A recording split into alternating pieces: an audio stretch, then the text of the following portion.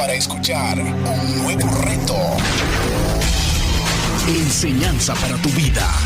Principios que forjarán tu carácter. Palabras que te alientan. Bienvenidos al Tabernáculo Bíblico Seguidores de Jesús. Escucha Palabra de Dios.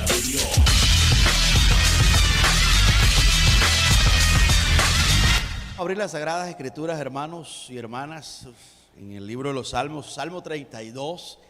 Hemos estado algunos martes deleitándonos, y creo que un viernes, parece que sí, estuvimos también el viernes pasado, empezamos este Salmo 32, vimos los primeros textos, gracia y disciplina. Hoy vamos a continuar con lo que estábamos viendo el martes acerca de disciplina con amor. Desde el versículo 8 vamos a leer al versículo 11, es un salmo corto, Salmo 32, versículo del 8 en adelante hasta el 11. Cuando usted lo encuentre, demos un fuerte amén.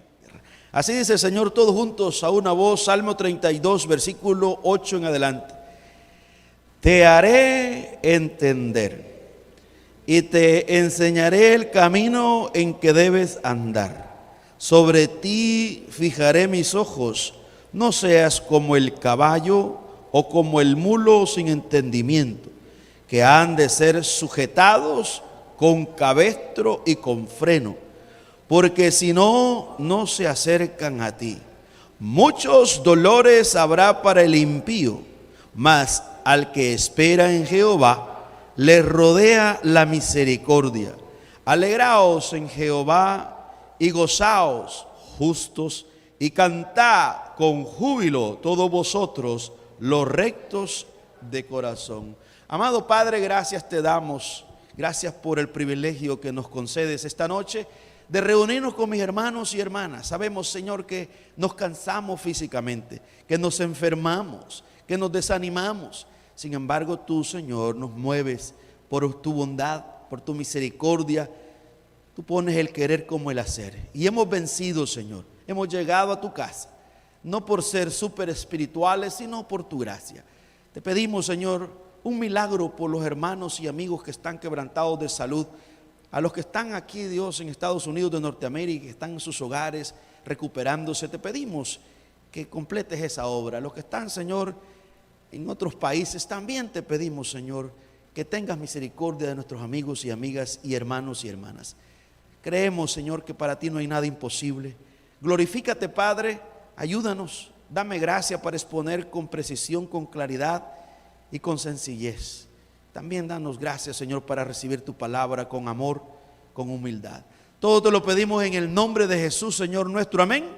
Y amén. Puede tomar su lugar, amados hermanos y hermanas. Disciplina con amor. Es lo que vamos a aprender en esta hermosa ocasión, ya concluyendo el Salmo 32. Hemos venido ya durante tres mensajes ya con este.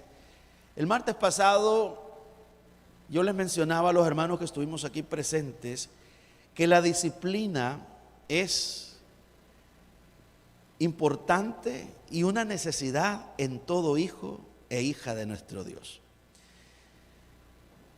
La necesitamos.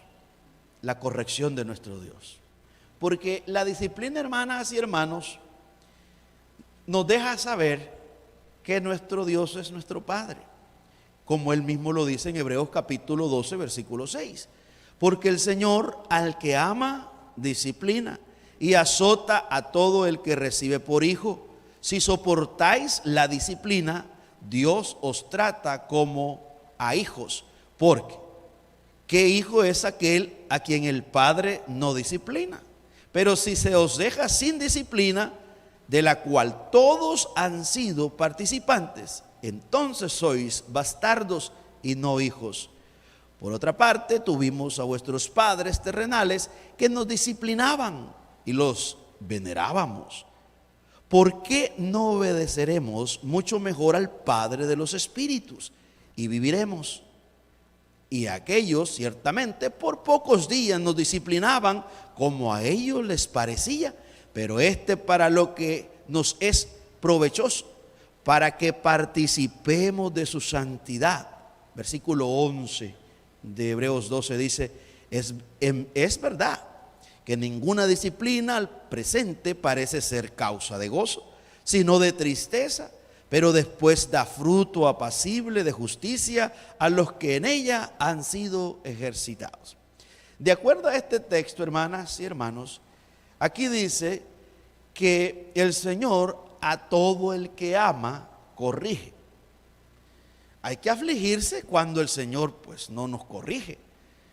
Hay personas que no les pasa nada y algunos hasta se ríen de la vida de desobediencia que viven y dicen, no, a mí no me pasa nada, esos son mitos, dicen algunos, pero aquí la Biblia dice que es verdad.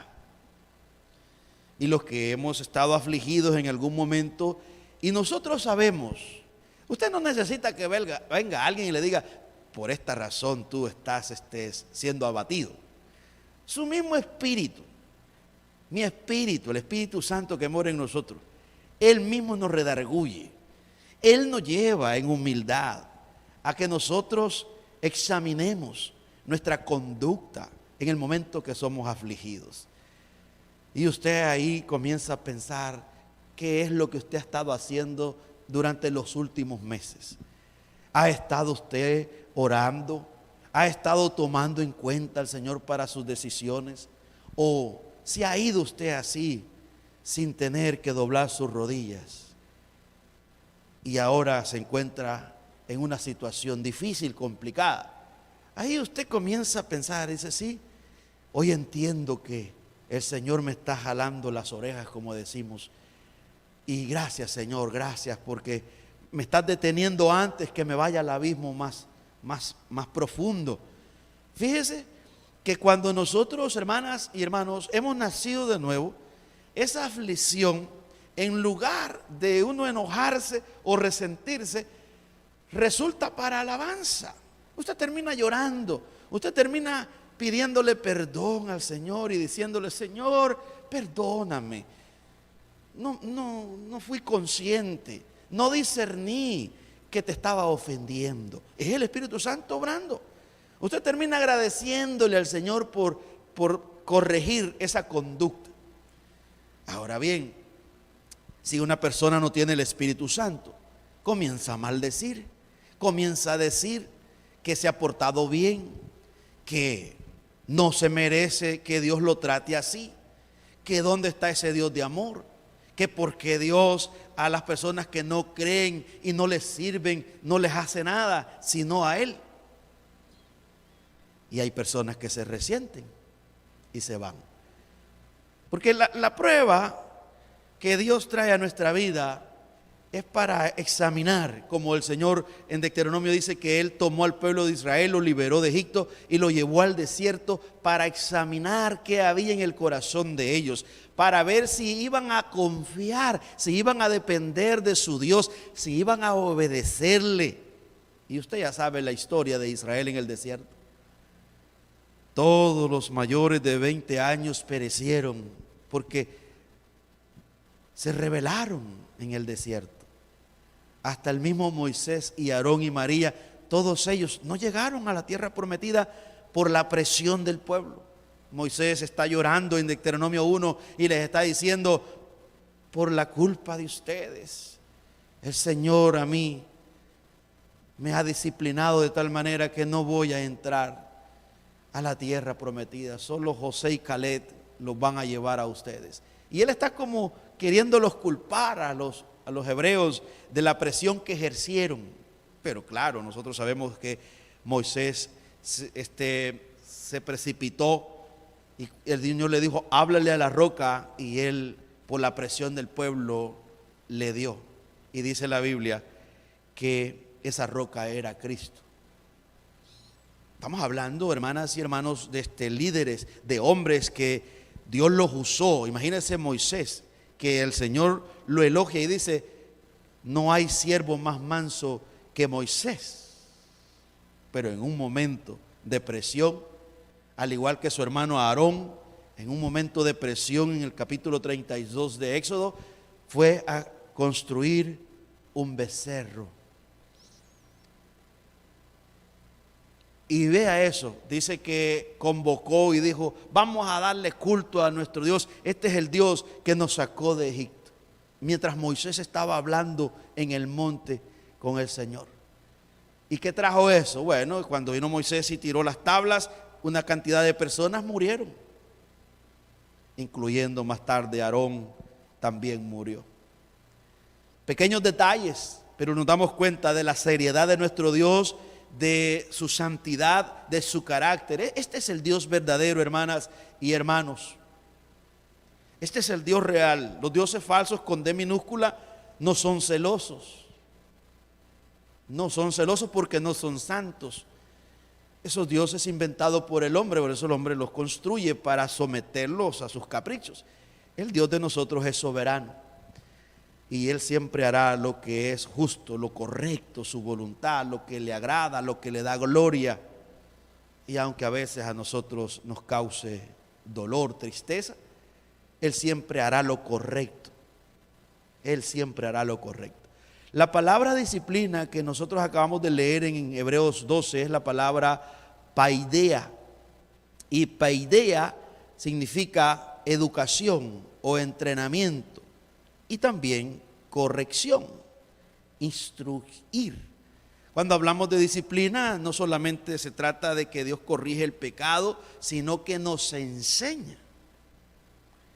Nos enseña, nos deja ver que ese pecado que estaba oculto, que nosotros no podíamos discernir, que estaba en lo más profundo de nuestro corazón, nos iba a causar mucho daño. Y también Él lo revela y Él nos da la fuerza para nosotros combatirlo. No es que el Señor viene y ya te quita, no, Él te fortalece para que abandonemos eso, nos da dominio propio. Nos da fuerza de voluntad para escapar de una atadura como lo es un mal hábito. El Señor no nos pide condición cuando venimos a Cristo para la salvación. Jesús dice, venid a mí.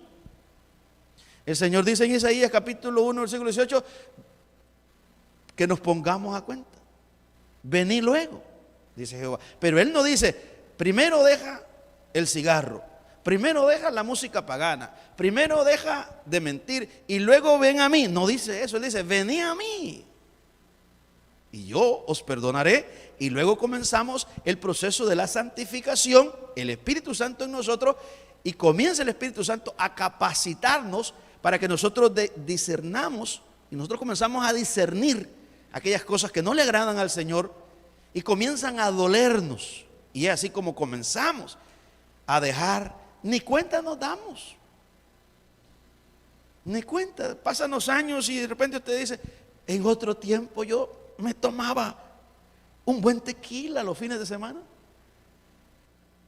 pero ahora ya no necesito el tequila para sentirme bien. Hoy puedo dormir tranquilo, descanso y me siento alegre, me siento feliz. En otro tiempo el viernes ya a esta hora estaba bien peinado, bien perfumado y ya estaba buscando en Google qué discoteca era la que iba a visitar para ir a bailar, pero ni sé ni cómo se fue eso. Y ahora ya no me llama la atención. Es la obra del Espíritu Santo. Eso es lo que Dios hace en cada uno de nosotros. El texto que nosotros acabamos de leer, mis hermanos y hermanas, en el Salmo 32, tenemos la historia de un hombre, el relato de un hombre que era el hombre conforme al corazón de Dios. Este hombre fue alcanzado por la gracia de Dios. Él comienza cantando la bondad de Dios, la gracia de Dios en los primeros versículos del Salmo 32. Comienza diciendo, bienaventurado aquel cuya transgresión ha sido perdonada y cubierto su pecado. Es dichoso, dice él. Luego dice, bienaventurado el hombre a quien Jehová no culpa de iniquidad y en cuyo espíritu no hay engaño. Él está feliz porque aquí ya él está experimentando la restauración. Pero luego hace una pausa en el versículo que sigue, en el 3, y él va a hablarnos acerca de lo trágico que es cuando él pecó. Y como que se estuviera lamentando y dice, ¿por qué perdí tanto tiempo? ¿Por qué esperé que el pecado hiciera daño a mi vida? Y dice el versículo 3, mientras callé. Como quien dice, mientras callé me estaba perdiendo esa dicha de que Dios es bondadoso, que cuando reconocemos que lo hemos ofendido, Él nos perdona. Claro que nos pasa la factura, Él no nos quita la vara, Él nos va a corregir, la tenemos que pagar.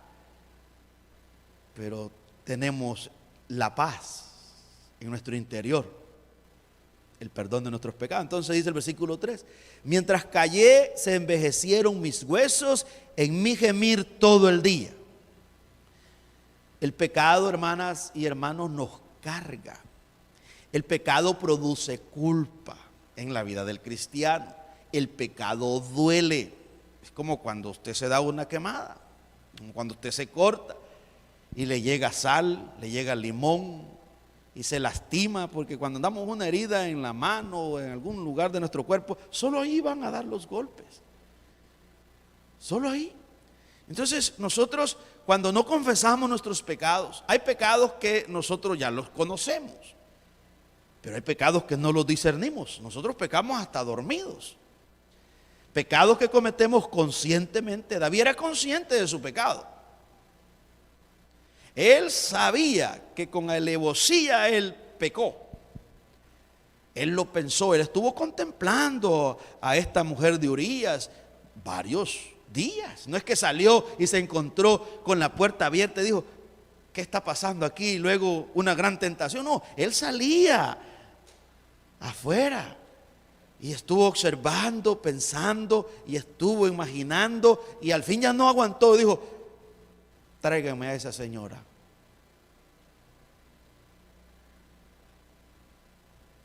Lo sabía el inocente, el omnisciente Dios, claro, el omnisciente Dios que David adoraba y el cual le había dado muchas victorias. Lo conocía absolutamente todo, conocía el corazón de David. Y usted sabe, ya luego llega el adulterio, porque esta era una mujer casada. Resulta que un pecado nos lleva a otro pecado y ahora queda embarazada. Y le dicen a David, la señora que mandaste a traer y después la enviaste para su casa, está encinta. Y David vuelve de vuelta a planificar otro plan, astucia. Y entonces dijo, ¿y ahora cómo arreglo esto? Mándanme a traer a Urías. Y lo mandó a traer. Y viene el engaño y lo emborracha. Y le quería hacer que él fuera a su casa para que Urías se hiciera responsable de ese hijo. La culpa te lleva, el pecado te ciega, que no podéis discernir. Ahí es el peligro que tenemos. No le funcionó. El mismo Dios soberanamente no permitió que Urías fuera a su casa, sino que se quedó ahí cerca de David, con los soldados de David. Leal este hombre, un gran soldado, humilde, valiente. Y no fue. Entonces David dice, bueno, no me funciona ningún plan, pues voy a ir al último, al plan B. Firma una carta y se la da a él mismo, y en esa carta decía que lo pusieran al frente y que retrocedieran, una estrategia, pero para matarlo. Y dijo, no se sientan culpables si a Urías lo matan. Dicho y hecho, sucedió así. Urías muere y le llevan la noticia a David, murió Urías. Inmediatamente David mandó a traer la mujer y ya. Parece que nada estaba pasando, nadie se dio cuenta de los planes de David. Pero el Señor estaba con su libreta anotando todos los detalles. Y por más astuto que sea el hombre para pecar, por más inteligente que el hombre se crea, nunca va a poder ganarle a su creador. Probablemente pasó un año, por eso es que ahora nosotros miramos lo que él en ese año de culpa, la tortura. Imagínense un asesinato, un adulterio, engaño. ¿Cómo estaba David? ¿Cómo se sentía David cuando iba a adorar? Porque él no dejó de escribir. Aquí está él cantando cuando ya él había sido perdonado. Mientras callé, dice él, mientras Betsabé estaba embarazada, se envejecieron mis huesos en mi gemir todo el día. Cuando usted oculta el pecado, se va a sentir solo. El pecado te hace sentir solo, aunque esté bien acompañado, pero usted se va a sentir solo. En apariencia usted va a aparentar que está feliz, pero usted está por dentro, está seco. No hay pasión, no hay deseo, el pecado te paraliza. Y el pecado también, a los que están cerca de usted, también los afecta. Entonces David dice, cuando callé se envejecieron mis huesos. Él andaba llorando, gimiendo de la culpa. Pero luego dice el versículo 4, porque de día y de noche se agravó sobre mí tu mano. Él sabía que era el enojo de Dios que estaba contra él. Se volvió mi vendor en sequedades de verano. Imagínense cómo lo pinta, como si está en un desierto seco. Versículo 5, mi pecado te declaré, aquí viene el alivio, y no encubrí mi iniquidad. Dije, confesaré mis transgresiones a Jehová. Eso es lo correcto. Pero él dice, pero ¿por qué esperé tanto? ¿Por qué tuve que estar de luto, en silencio? Mi pecado te declaré y no encubrí mi iniquidad. Dije, confesaré mis transgresiones a Jehová y tú perdonaste la maldad de mi pecado. Solo Dios es el único que puede perdonar. A David ni tan siquiera el suegro lo perdonó. Más tarde el mismo suegro lo atacó y quería matarlo, porque llevaba esa cicatriz de lo que David le había hecho a su yerno, a Urías.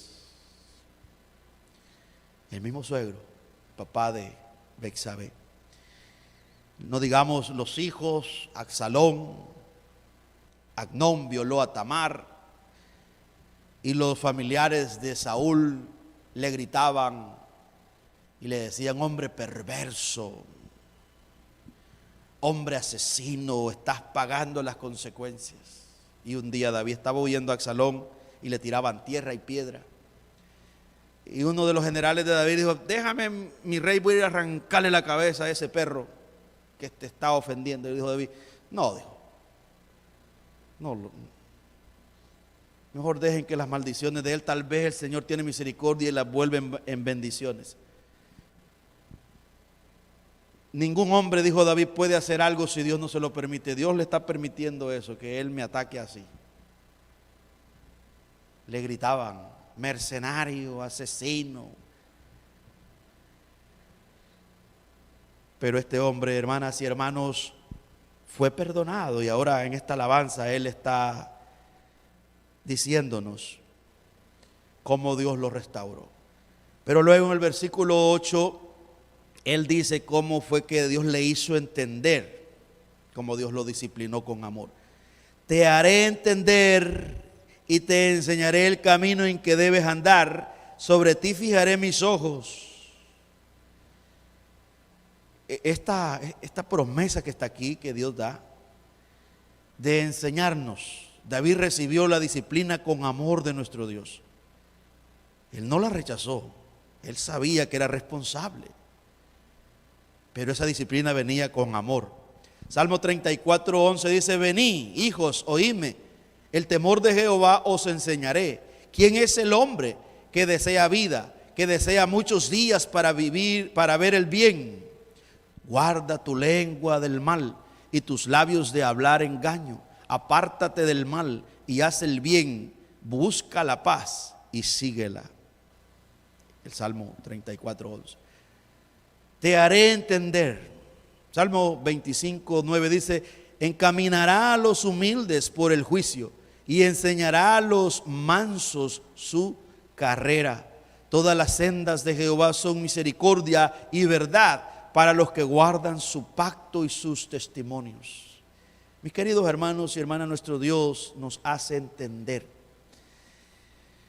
Él es paciente, pero llega un momento que si nosotros no comprendemos con sus palabras, entonces Él nos da una medicina un poco amarga y nos da una curación, la que se le aplica al animal. Y aquí el salmista dice en el Salmo 32:9, y hace la mención y usa la metáfora, la analogía del animal, aquel animal que tiene que ser trincado, tiene que ser sujetado con lazos. Y aquí dice: no seas como el caballo o como el mulo sin entendimiento, que han de ser sujetados con cabestro y con freno, porque si no, no se acercan a ti. Es una advertencia, porque él lo experimentó. Él fue como el caballo en ese tiempo que estuvo silencio antes de que llegara Natán. Natán llegó y con una parábola se acercó a David y le descubrió su pecado. Pero David, me imagino en ese tiempo él era indomable, como quien dice, ¿verdad? Porque yo siendo rey, yo merezco, yo puedo tomar cualquier mujer, eso no es ningún pecado. Pero Dios lo trincó. Sí, vamos a ver. Y entonces él probó esta medicina. Dicen que la medicina más efectiva es la medicina amarga. Hermanas y hermanos, algunas veces el Señor nos habla de una forma y de otra, con su palabra. Porque esos locos que andan por ahí, que son brujos, ¿verdad?, que dicen: el Señor me dio un sueño. No, hombre, salga corriendo.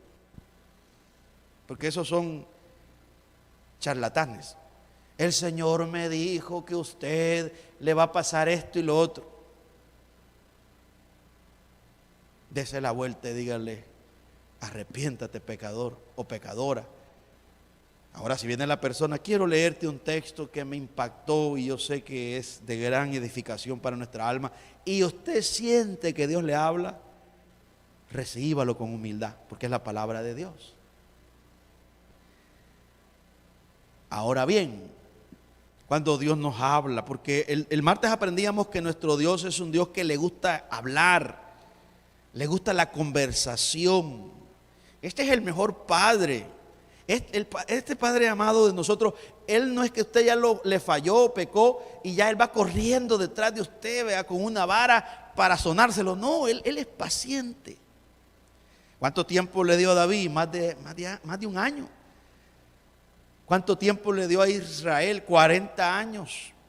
¿Cuánto tiempo le dio a Judá después, cuando se rebelaron en los tiempos de Jeremías y les dijo: paraos y preguntad por la senda antigua cuál es el buen camino y andad por él? Y ellos a una voz gritaron: no andaremos, no andaremos. Y el Señor les dio como 100 años para que Babilonia viniera, para que los caldeos vinieran y se lo llevaran a Babilonia. Paciente.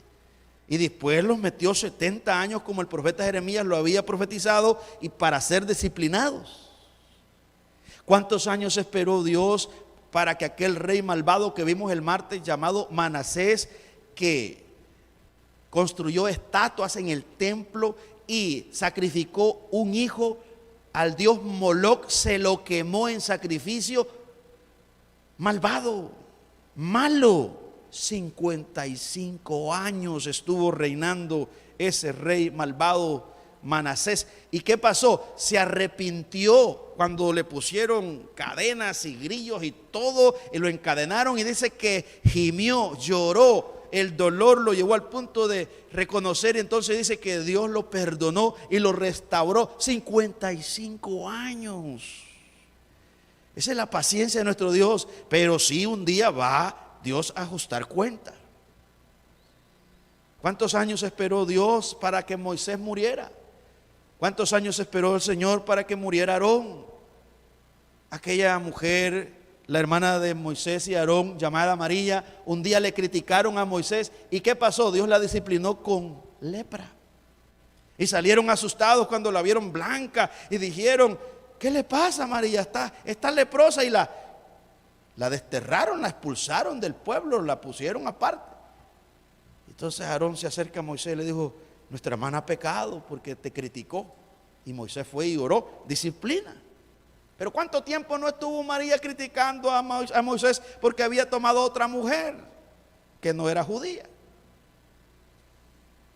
Entonces a veces nosotros pensamos que la crítica, que el chisme, que la calumnia, el Señor no la toma en cuenta. Claro, el Señor está con su tarjetita ahí, con su libretita, anotando todo, porque eso es pecado, es odio, que se disfraza, ¿verdad?, de que nosotros tenemos la razón y que nosotros discernimos. Esto es como las personas que no les gusta congregarse. Ellos tienen su razón, ellos dicen: no, pues yo ya conozco las escrituras y a mí ningún pastor, ningún pastorcillo me va a llevar a la iglesia a la fuerza. Yo me voy a congregar cuando yo quiera. Y además yo tengo una relación con el Señor mejor que la del pastor. Yo no soy religioso, yo no soy hipócrita como muchos hermanos que van a la iglesia y aparentan ser súper espirituales. Y Dios dice: estás pecando, estás pecando. Y luego aparece la varita, aparece la dificultad, aparece la aflicción. Ese es nuestro Dios, que parecemos nosotros que no lo sabe todo. Por eso dice que ninguna palabra corrompida salga de nuestra boca, sino que sea la palabra adecuada para edificar. Para edificar. Pero de Dios, hermanas y hermanos, nos habla de una forma o de otra. Pero hay un momento, el Proverbio 29:1 dice: el hombre que reprendido endurece la cerviz, de repente será quebrantado y no habrá para él medicina. El hombre que endurece la cerviz, que no le entra, que contradice la palabra del Señor, entonces de repente será quebrantado. Y este texto es tremendo, dice: el hombre que reprendido endurece la cerviz, de repente será quebrantado y no habrá para él medicina. En la disciplina de nuestro Dios con amor podemos llegar hasta morir. A Ananías y a Zafira los mató el Señor por haber engañado al Espíritu Santo. Y dice que vino gran temor a la congregación en el libro de los Hechos, capítulo 5, usted lo puede leer en casa. En Levítico capítulo 10, versículo 1 al 3, dice que Dios mató a los hijos de Aarón, a Nadab y a Abiú, porque ofrecieron fuego extraños. Sacerdotes recién ordenados a esa labor. Algunos teólogos dicen, y eruditos, que probablemente estaban borrachos y no pudieron discernir y no hicieron como Dios lo había ordenado. Entonces Dios ha ordenado, hermanas y hermanos, cómo será su culto, cómo será su adoración. Él no es que te deja ahí adorar como te dé la relagada gana, no. Él nos ha enseñado cómo se debe de adorar, cómo se le debe de servir, cómo se le debe de dar gloria, cómo se le debe de obedecer. Está todo en la Biblia. Pero nosotros, como nos creemos listos y pensamos que somos intocables, no, Dios no castiga a nadie, dicen algunos. Hay personas, solo un religioso, y me atrevo a decir con mucho respeto, solo un ignorante de las Escrituras puede decir que Dios no disciplina a nadie. Porque entonces, si alguien habla así es porque no lee la Biblia, no conoce a Dios, al Dios real. Porque es su deber, porque si Él no nos corrige, si Él no nos disciplina, cuando nosotros nos comportamos de una forma que no es agradable, entonces no tiene paternidad sobre nosotros, no somos sus hijos, somos bastardos, somos hijos ilegítimos, no tenemos ningún beneficio. pero pueda que estemos ahí arrimados, pensando que sí, pero no aceptamos su disciplina, no aceptamos su corrección. El verdadero cristiano la recibe, porque es un verdadero hijo, ha nacido, Dios lo ha engendrado. Sabe lo que pagó Cristo, lo que sufrió en la cruz del Calvario. Sabe que Cristo murió en el lugar del culpable. Sabe que Jesús sufrió la ira del Padre. Escuchamos el eco: Dios mío, ¿por qué me has desamparado? Elí, Elí, lama sabactani. La angustia. Tengo sed. Tetelestai, consumado es. Eso lo escuchamos nosotros en nuestro interior. Él pagó un alto precio. Él me amó cuando nadie me amó. He sido amado por Él. Y esta es una prueba que me ama, que me está corrigiendo. Él quiere que esto resulte para que yo sea santo como Él. Para que resulte para bien, no para mal. Usemos una analogía fácil. Nosotros los que tenemos hijos. ¿Acaso usted, cuando castigó a sus hijos porque si ya crecieron, pues ya se fueron, ¿verdad?, del nido, como decimos? Ya es difícil volverles a poner la vara, ya son mayores de edad. Pero cuando usted los corrigió, ¿acaso usted no lo hizo porque no quería que ellos se destruyeran? Porque usted quería corregir algo que no era correcto de lo que estaban haciendo, porque usted los ama. Y usted quería, o si usted corría a sus hijos que están pequeños, hija, usted quiere lo mejor para ellos. Usted quiere que sean personas con carácter. Y si es posible que sean un poquito mejor que usted. Porque los errores que cometió su papá y su mamá, que tal vez no le corrigió ciertas cosas y usted cayó adicto a alguna trampa, pues usted dice: no, yo no voy a permitir, yo me costó salir de esa atadura, yo voy a luchar. Y usted agarra a su hija. Eso no está bien, pero primero platica, habla, su hijo. Ahora sí se vuelve terco y no, usted agarra la vara y le dice: te voy a castigar por esto, porque la Biblia me ordena a mí como cristiano que el padre que ama a su hijo le corrige, y que la necedad del muchacho, del joven, está ligada a su corazón, y solo la vara con amor la va a sacar, la va a separar de ahí. Es una necesidad que tenemos de la disciplina, de la corrección de nuestros padres terrenales. Ahora, de nuestro Padre espiritual, de nuestro Padre celestial, también necesitamos que Él nos corrija todo el tiempo. ¿Por qué nos disciplina papá? Número uno, porque nos ama. Número dos, porque es nuestro papá, nuestro Padre celestial. Número tres, porque somos de Él, somos su propiedad, nos compró a un alto precio. Número cuatro, porque somos su pueblo, porque Él está forjando el carácter de Cristo en cada uno de nosotros. Y el salmista termina diciendo estas palabras en el Salmo 32, si usted quiere ir conmigo, y aquí aterrizamos. Él termina alabando y diciéndonos que alabemos a Dios con júbilo. Y dice, versículo 10, muchos dolores habrá para el impío, muchos dolores. El impío sufre por sus pecados, pero no obra la santidad de Dios. No. El impío sin Dios está condenado a sufrir en esta tierra y va a sufrir por la eternidad en el infierno eterno por la culpa de sus pecados. Sin embargo, nosotros ya sabemos que alguien sufrió en nuestro lugar, ya nosotros no somos impíos. Muchos dolores habrá para el impío. El impío es un rebelde, un incrédulo que no se somete, que no respeta a Dios. Mas al que espera en Jehová le rodea la misericordia. Vea la misericordia, y son nuevas cada mañana. Y ahora mire el llamado, hermanos. Disciplina con amor. Mira cómo resulta, mira cómo termina cuando somos corregidos por nuestro Dios. No terminamos resentidos, no. Terminamos en júbilo, alabándole, glorificándole. Los hijos, por ejemplo, cuando son pequeños, usted los corrige y los disciplina. Después que usted ha corregido y les ha castigado con vara, a veces se vuelven más amorosos. ¿Sí? Porque lo respetan más a usted.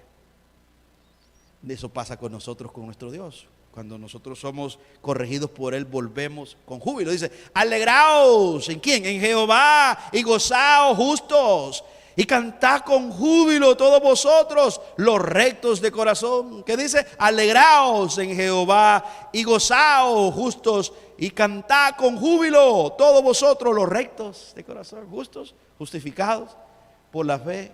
Dice, tenemos paz para con Dios. Todo justo es aquel que ha creído en Cristo Jesús y han sido perdonados todos sus pecados pasados, presentes y futuros. ¿Lo creemos? A Dios la gloria por su amor y cómo nos trata con paciencia y con misericordia y nos disciplina siempre con amor. Padre, gracias te damos, Señor. Gracias por escuchar este mensaje. Esperamos que haya sido de edificación para su vida. Si usted no conoce de Jesús y en este día está arrepentido de sus pecados, ore de esta manera. Señor Jesús, en este momento me arrepiento de mis pecados. Reconozco que tú eres mi único y suficiente Salvador personal. Creo que eres Dios, que moriste en la cruz por mis pecados y que resucitaste al tercer día. Me arrepiento y me confieso pecador. Señor, perdóname y acéptame como tu Hijo. Doy gracias al Padre por enviar a su Hijo a morir en la cruz por mi lugar. Gracias, Jesús, por aceptar mi vida. En Cristo Jesús, Señor y Dios nuestro. Amén.